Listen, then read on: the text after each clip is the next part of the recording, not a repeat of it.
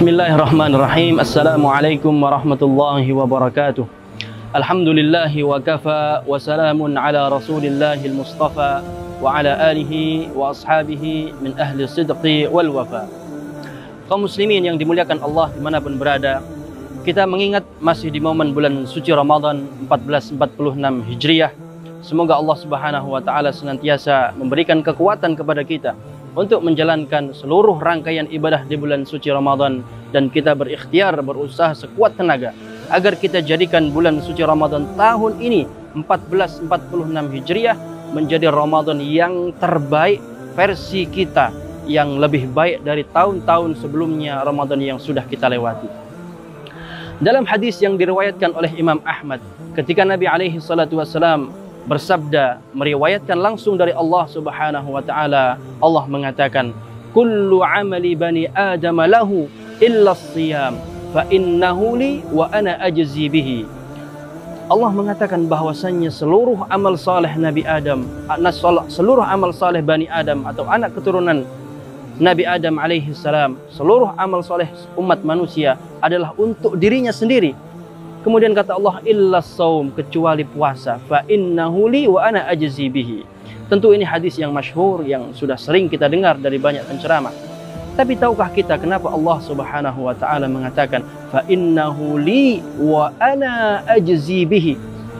Tentunya karena Allah Jalla Jalaluh menginginkan bahwa seluruh amal soleh yang dikerjakan oleh umat Islam harus hendaknya dilandasi dengan kekuatan iman bahwasanya amal perbuatan tersebut dikerjakan lillahi ta'ala, bukan karena yang lain.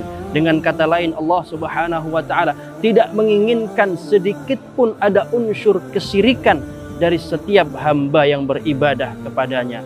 Suatu hari Nabi alaihi salatu wassalam pernah ditawarkan, pernah diajak bernegosiasi oleh orang-orang kafir Quraisy yang mereka menginginkan agar Nabi berbuat kesyirikan. Mereka mengatakan kepada Nabi Muhammad alaihi salatu wassalam, ya Rasulullah, na'budu ilahaka sanah wa ta'budu ilahana sanah. Ya Rasulullah, agar masyarakat kita tidak timbul perpecahan, tidak terjadi perkelahian di antara mereka, maka marilah kita berdamai ya Rasulullah. Kita menyembah Tuhan Anda 1 tahun, setelah itu di tahun berikutnya maka kalian menyembah Tuhan kami ya Rasulullah. Rasulullah diajak oleh orang-orang kafir Quraisy untuk menyekutukan Allah.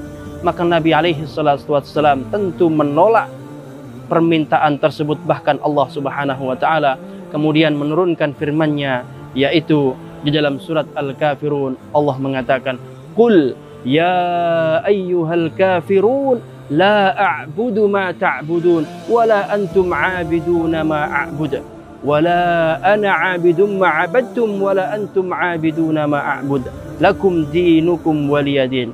Ini adalah penolakan yang telak yang disampaikan oleh Allah, kemudian disampaikan juga oleh Nabi Muhammad kepada orang-orang kafir Quraisy ketika mereka mengajak, menawarkan kepada Nabi untuk menyekutukan Allah. Allah Subhanahu wa taala tidak ingin satupun dari hambanya untuk melakukan kesyirikan. Dalam ayat yang lain Allah Subhanahu wa taala mengatakan, Allahu la yaghfiru ay yushraka bihi wa yaghfiru ma duna dzalika liman yasha. Sungguh Allah mengampuni segala dosa-dosa yang ada kecuali dosa kesyirikan. Bahkan kaum muslimin yang dimuliakan Allah, kesyirikan telah dari dulu sudah terjadi di zaman nabi-nabi sebelum datangnya Nabi Muhammad sallallahu alaihi wasallam. Kita contoh satu kisah Nabi Ibrahim alaihi salam yang dijuluki, digelari oleh Allah sebagai Khalilur Rahman, sebagai kekasihnya Allah. Beliau pernah diuji ketika kemudian Raja Namrud marah karena Nabi Ibrahim mendakwahkan dakwah tauhid. Nabi Ibrahim menghancurkan berhala-berhala mereka. Kemudian diputuskan bahwa Nabi Ibrahim harus dihukum dengan hukuman yang sangat keji. Nabi Ibrahim disiapkan api yang besar, kemudian dilemparkan ke dalam api tersebut. Tapi kaum muslimin, lihatlah bagaimana reaksi Nabi Ibrahim alaihi salatu wassalam. Bahkan disebutkan dalam sejarah, ketika itu malaikat Jibril datang menawarkan bantuan kepada Nabi Ibrahim. Malaikat Jibril mengatakan, ya Ibrahim, hal laka ilayya hajah. Wahai Ibrahim, apakah engkau butuh bantuan kepadaku? Subhanallah, ini malaikat Jibril yang datang meminta, menawarkan kepada Nabi Ibrahim, apakah engkau membutuhkan bantuan? Tapi kemudian Nabi Ibrahim mengatakan, amma ilaika fala wa amma ilallahi na'am. Kalau kepadamu wahai Ibrahim, sungguh aku tidak butuh bantuan, kata Nabi Ibrahim.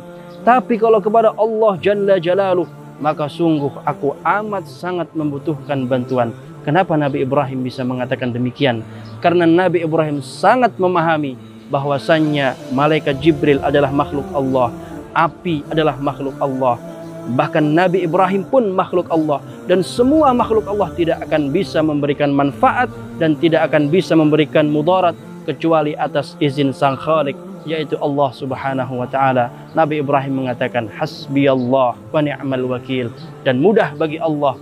Allah hanya mengatakan ya nar kuni bardan wa salaman ala Ibrahim, wahai api jadilah engkau keselamatan, jadilah engkau dingin kepada Nabi Ibrahim alaihi salam. Maka Allah selamatkan Nabiullah Ibrahim alaihi salam karena berkat kekuatan tauhid, keyakinan keimanannya yang tak tergoyahkan kepada Allah Subhanahu wa taala. Semoga Ramadan ini mengajarkan kepada kita untuk senantiasa menguatkan keyakinan, keimanan, ketakwaan kita kepada Allah Subhanahu wa taala. Aqulu qauli hadza wa astaghfirullah li wa lakum wa lisairil muslimina min kulli dzamb.